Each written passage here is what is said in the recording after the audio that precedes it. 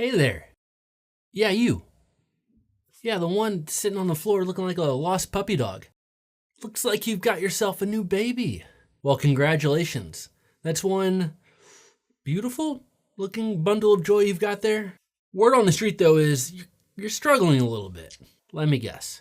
Those flabby arms of yours are burning from holding that tiny little watermelon all day long, right? Shins are kind of screaming at you from banging into the car seat when you're trying to carry it. Your partner's sending you death threats and you're not entirely sure why. Well, not to worry, my friend. That's where I come in. Look, your heart's in the right place, even if your brain isn't. I mean, that's why you're watching this video, no? I thought so. Lucky for you, there are some extremely practical tips that I can share with you to whip you back into shape and get your partner singing your praises again. Well, take my hand and I will guide you through these 8 extremely practical tips to help new dads get through this trying time. Just go ahead and put the baby Hey, that's okay. We'll work on that.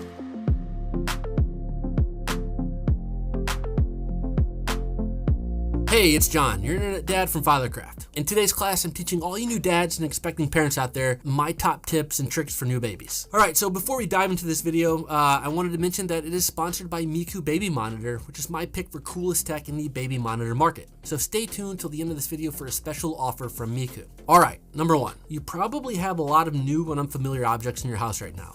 Don't wait until you have the baby to learn how to use them. Just don't take your baby monitor out of the box and call it a day. All right, so besides your baby monitor, make sure you get familiar with the other new gear you're going to be using daily.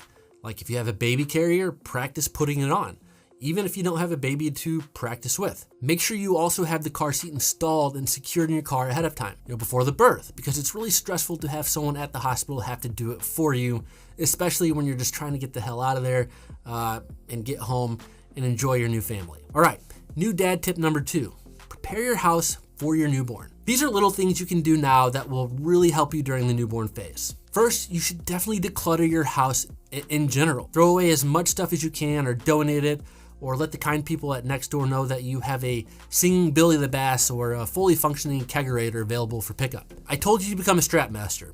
Now you should also become a stash master. Like having multiples of the same item in different rooms is a lifesaver. So put a burp cloth in your nursery, in your room, in the kitchen, anywhere you feed your baby and burp your baby, you're going to want to have burp cloths around you. Also, maybe stash some snacks around like energy bars or trail mix or dried fruit or flaming hot Cheetos, pepperoni pizza flavored combos, which are my favorite, in all of your feeding spots. So eat while your baby eats. Just make sure you don't feed them to your baby. Obviously, those are for you. And if you have pets, maybe ignore this tip in general. Your house and your physical setup are going to evolve as you're parenting newborn, so don't feel like you have to set up your house how it's going to be for the next 5 years. You don't need to baby-proof right now either. Although you may need to sleep-deprive-proof your house, like putting foam corners on your coffee table so you don't bash your shin into it in the middle of the night while holding your baby, which is definitely probably going to happen. All right, tip number 3. Know that if you go to the doctor near your due date, your significant other might be admitted. Paul, my brother-in-law and co-founder of Fathercraft, learned this the hard way. So his first daughter, Kinsey, was born at a different hospital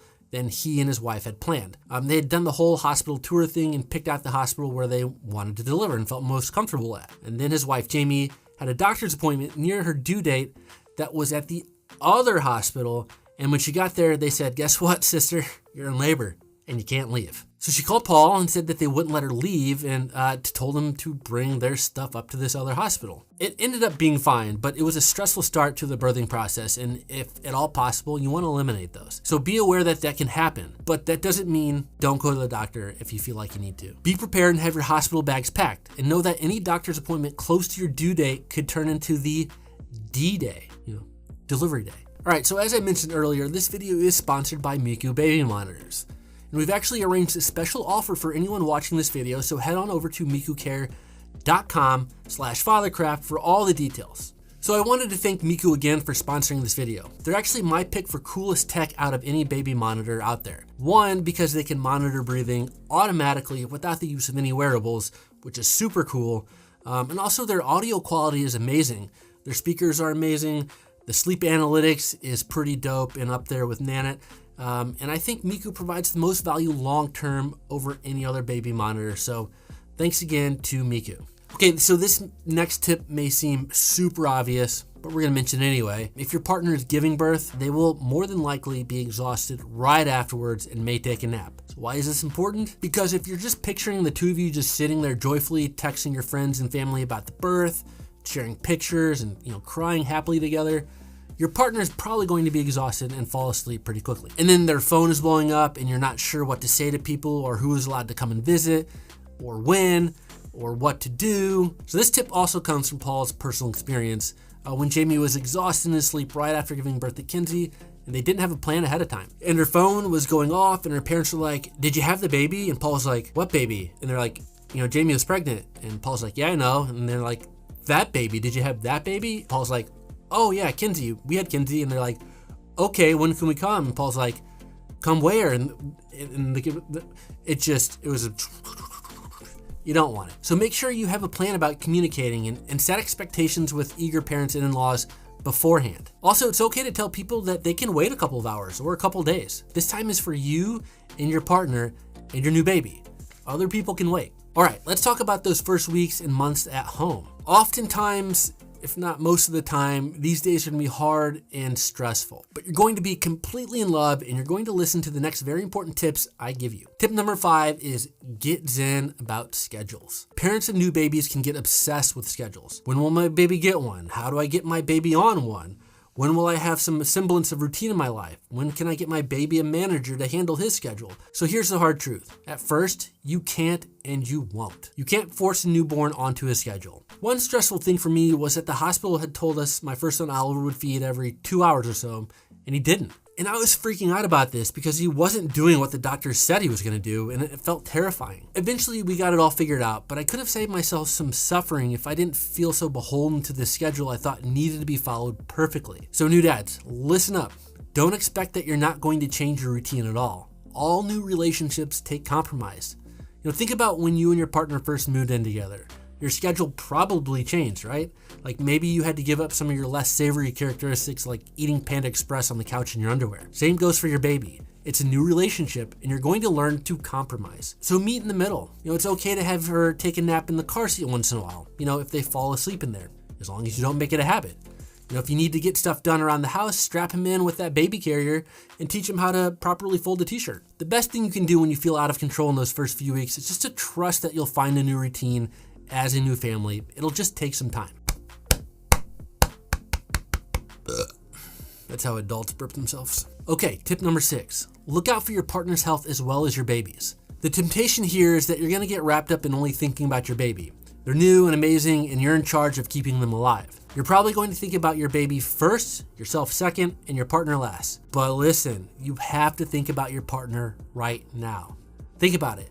They've gone from being pregnant and fussed over with everyone, saying how cute and amazing they look, asking how they're feeling, weekly OB visits, to giving birth and whoosh, all of that focus shifts to your baby. Your partner is expected to adapt, be a perfect and amazing mother, and oh yeah, by the way, get back to looking and feeling exactly how they did prepartum.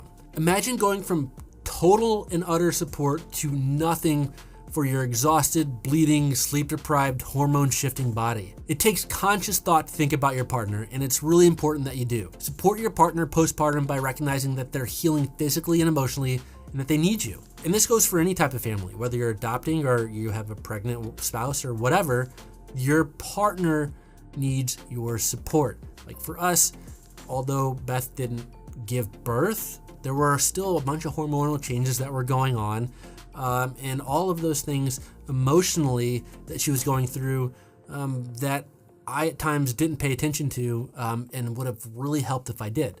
So be sure, regardless of how your baby comes in your life, that you're paying close attention to your partner. But at the end of the day, whatever they're going through, just listen. You don't have to fix it for them. Actually, they probably don't want you to. Honestly, most of the time, all we want when we're struggling is for someone to say, "It sounds really hard, and I hear you, and I'm sorry you're going through that." All right, tip number 7. When people offer to help, be specific about what you need. People who don't have kids don't know what's helpful and will probably say, let me know if you need anything. If they do, be sure to take them up on it. So say something like, "We could really use your help with dinner," or "I'd love to take you up on your offer. Can I request dinner?" Anything is great. Or we have, XYZ food allergies, or we love to surf and turf with caviar to start from the local steakhouse, or Doritos Locos Tacos for me, or Double Crunchwrap Supreme for my wife. People want to help, but often don't know how to. And if they really didn't mean it when they offered, they'll be quickly cured of that bullshit by buying you a steak dinner. Everyone wins. All right, tip number 8, and this is probably one of the most important ones on the list. When something goes wrong, cut yourself some slack. Remember that if you're the kind of person who's watching this video, it's because you care. So not to spill all of Paul's dirty parenting secrets, but once he was changing Kenzie's diaper on at bed, and she kind of crawled off. Not kinda, she did crawl off, and he felt horrible about it. I mean, Kenzie's fine, and eventually he got over it, and eventually she stopped having to wear a helmet. Drill it into your brain that it's totally normal to make mistakes, and you're gonna get over it as well. There's no perfect parenting. Just do your best, be loving, listen, and remember that kids are awesome and durable. All right, that's it. Be sure to like this video and subscribe to this channel for more anti-patriarchy parenting advice. And if you've got a favorite tip you've learned that we didn't cover, make sure to put it in the comments below and we'll do our best to respond. Oh, and one more thing. If you're listening to this and thinking, damn, that's a lot to remember, Gina, first, panic because there's a lot more to remember. And then head over to fathercraft.com/checklist. We've got a free set of checklists that's gonna help you remember all the shit you need to. So check it out at fathercraft.com/checklist. And don't forget to floss and set up your 401k and spay and neuter your pets. All right, thanks for sticking around for all of our new dad tips, and I will see you guys in the next video.